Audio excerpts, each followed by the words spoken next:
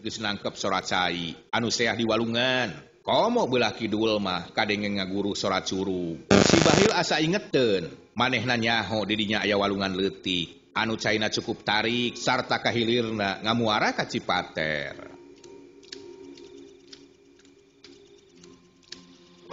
Alah, bagja aing jigana di dieu aing bisa ngabebaskeun diri sabab aing apal jalan ieu ngaliwatan ka walungan.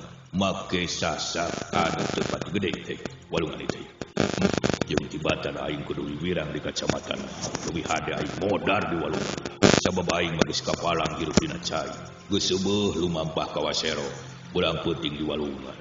Benerlah aing di dieu kudu nyelamatkeun diri aing. Alah deui. Kitu cegerentes hatena, terus cengka tayang sidi ka hareup, tapi sasak can katempo kahalangan ku tangkal jengkol anu nguyupuk ka sisi jalan. Ari Bahjari anu biasa narancingeus jeung waspada teh, harita mangadadak talobe, teu inget kana bahaya, jeung teu inget-inget kana sifatna si Bahil anu geus ahli dina cai. Bahjari ngarasa untung sabab geus hasil newak musuhna. Atuh jongjon we leumpang, sayaga ge teu patipol lantaran boga angkeuhan yen si Bahil dibarogot jeung dikawal ku duaan. Barang tepi ka sisi walungan, reg salia teh ngaraneg, malah inta ge eureun kitu deui si Bahil. Tapi taya nu nyarita, kabeh melong kana sasak anu katempona remeng-remeng jiga anu horea meuntas. Nah, make ngaraneg, ayo maju terus, ulah sieun da moal naon. Sok maneh teu heula inta, terus jang salia, si Bahil mah ek disangharupan ku Abah. Sok maju ka dinya. Bahjari marentah lantaran anak buahna kalah eureun. Teu aya anu nembalan, terus laleumpang nurutkeun parentah Bahjari. Anu leumpang teu bisa ngarendeng lantaran sasakna leutik. Ukur mah hisa urang, dijieuna tina awi dianyam, lebarna ukur 1 meter kurang. Inta meuntas di heula dituturkeun ku salia, tukangeun salia si Bahil dituturkeun ku Bahjari, sarerea meuntas kalayan tenang, bari jeung ditabeuhan ku sorat cai anu ngaguru.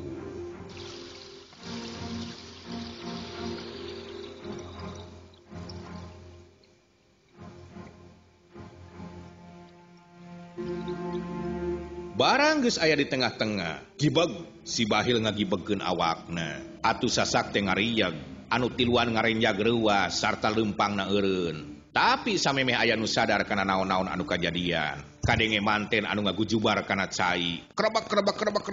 Jep jempe. Bahjari mending ngajenghok reuwas sabab si Bahil maringan sakolepat murag. Asangan sakicep geus eueuh hareupeunana. Sakedapan mangahuleng jiga anu teu sadar kana naon anu geus kajadian.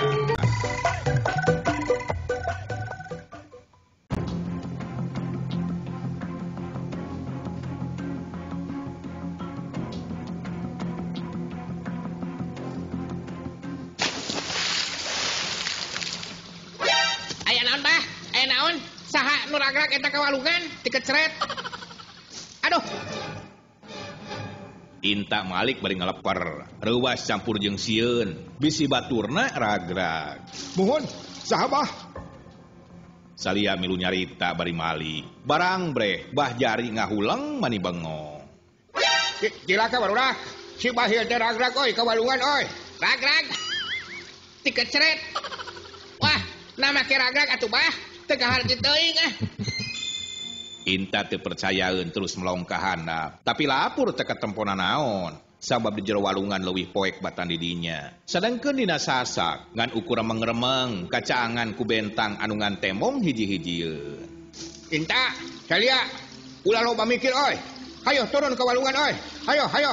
Cokot deui teh si Bahil teh. Da moal bisa ngojay ieu, sabab leungeunna dibarogot jeung sukuna ditalian. Hayo, buru. Bahjari sadar ayeuna mah yen musuhna geus leupas tina cekelanana. Boh ngahaja atawa memang cilaka, tapi kayaanana mah sarua bae. Si Bahil leupas. Inta jeung salia jiga nu guguk, duanana lulumpatan ka tungtung sasak. Samemeh turun ka walungan, Inta neangan heula awi anu garing. Tapi teu manggih, kapaksa ngadudut awi anu dipake dangdanan sasak. Sanggeus sadia terus dibeungkeut sarta diduruk tungtungna. Bur obor teh hurung, kaayaan jadi caang mani ngebrak. Haseup hideung mulek ka luhur.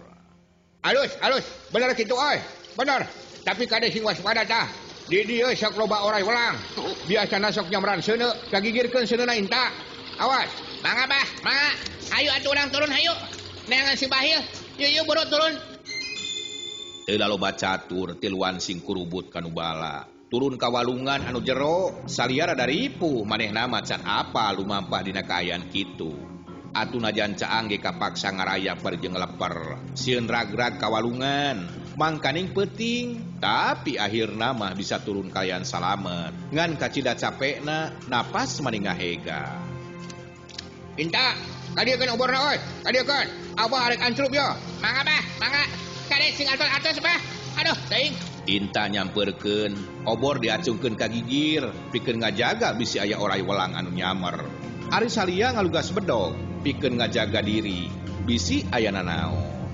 brus bah jari teh ancrup kana cai kecebuk leumpang ka tengah tapi kakaraget tilu lengka bah jari ngajenghop sabab cai teh jaro malah mah ping-pingna geus kakeueum reg eureun terus ngahuleng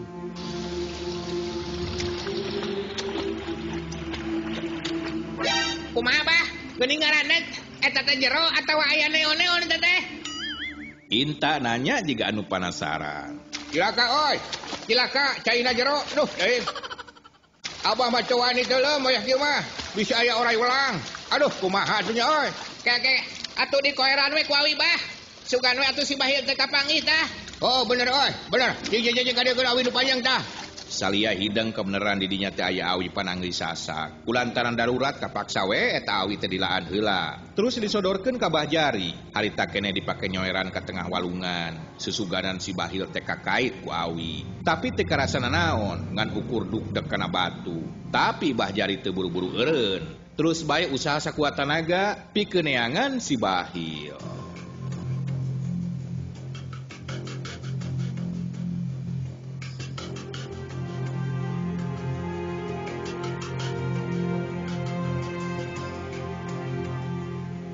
Sajam geus kaliwat, Bah Jari jeung batur-baturna terus-terusan neangan si Bahil, tapi hasilna nihil. Teu kapanggih tapak-tapakna acan. Puguh we Bah Jari teh mani rampoh poe bakat ningku handeueul. Sabab meunang hese capek teh teu aya gunana, si Bahil leungit dina waktu anu ngan sakiceup. Bah Jari ngarasahan jelu, asa salah sorangan, teu waspada dina ngajaga si Bahil. Coba aduh, dempo tah, tanah sedong tah. Aya eueuh tadi dinya tah beradinya. Bah Jari ngagorowok ka Inta anu nangtung sisi gawir. Tukangeunana aya sedong. Inta ngagugu manehna nempoan kana sedong. Tapi tayana naon. Ngan ukur aya kadal anu lumpat reuaseun. Inta balik deui pok ngomong. Bah, neka mana atuh si Bahil teh nya? Duh, ti kerelep atawa palid ka hilir. Asa kaget teuing, teu kaharti ku akal ieu mah yeuh. Pan manehna teh diringkus. Buah-buah aya nu mawa bah. Wah, arinya neh, nyaho atuh, kamana si kasebelan teh nya, tang tu lain ragrag, sabab si eta mah ahli dina lumampahna cai, jiga nama ngahaja luncat. Aduh, deui, mantak haneueul euy. Salah abah ieu mah, geus gagabah. Ceuk Bah Jari bari terus hanjat ka darat. Baju jeung calanana barase, tapi si Bahil henteu kapanggih. Tiluan dariuk dina batu sisi walungan, sorat cai tetep ngaguruh taya eureuna. Angin leutik ngahiliwir mantak tiris, ngan untung seuneu dina obor, sanggup ngahaneutan awak, malah Bah Jari ge teu tiriseun teuing.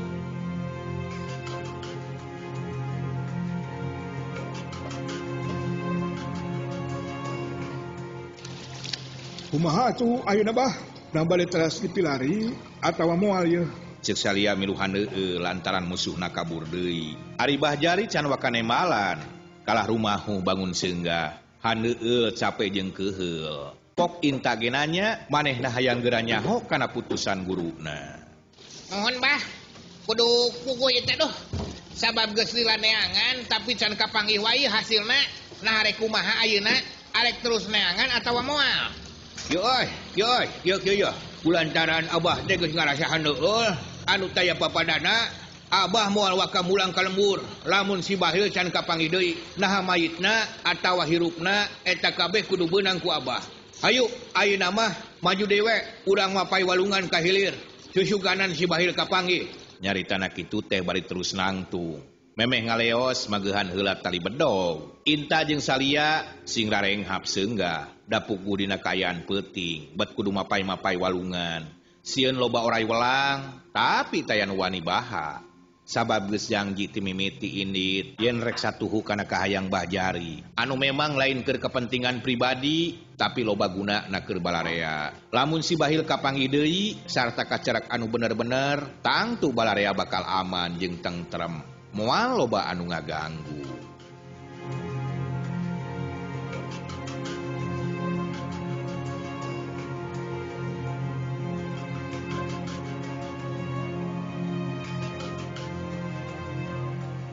Saterusna Mbah Jari jeung anak buah anu dua laleumpang maju ka hilir neangan si Bahil. Obor ditambah deui ngan Mbah Jari malengo maksudna ngarah leuwih caang. Ari Mbah Jari laluasa dina ngayakeun tindakan di mana aya nanaon terus maju ka hilir bari nitenan kaayaan nu diliwatan. Susuganan manggi si Bahil anu nyangkorah teu nyawaan atawa hirup kene.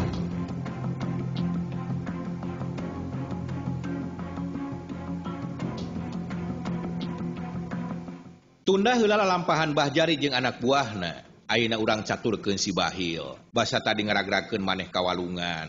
Manehna memang geus asak mikir ti tadi kene. Barang gujubar kana cai, langsung ngagerakeun dadana sabisa-bisa. Ngojay ngagunakeun suku jeung beuheung digulak-gilak. Si Bahil memang luar biasa. Najan bari jeung di Barogod oge, manehna bisa ngojay nyalametkeun diri sangkan teu kapalidkeun ka hilir.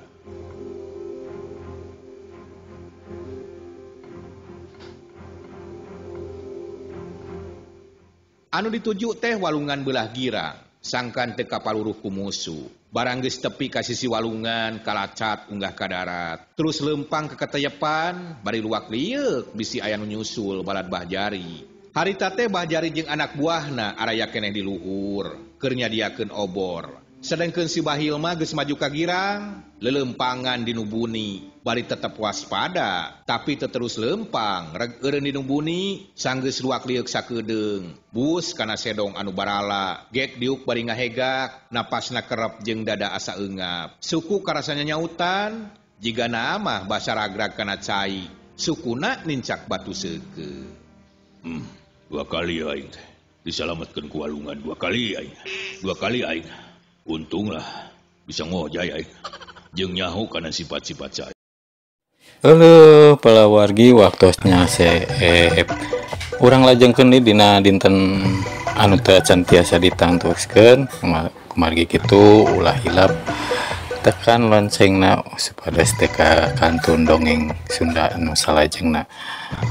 Assalamualaikum wilujeng patepang di dongeng Sunda.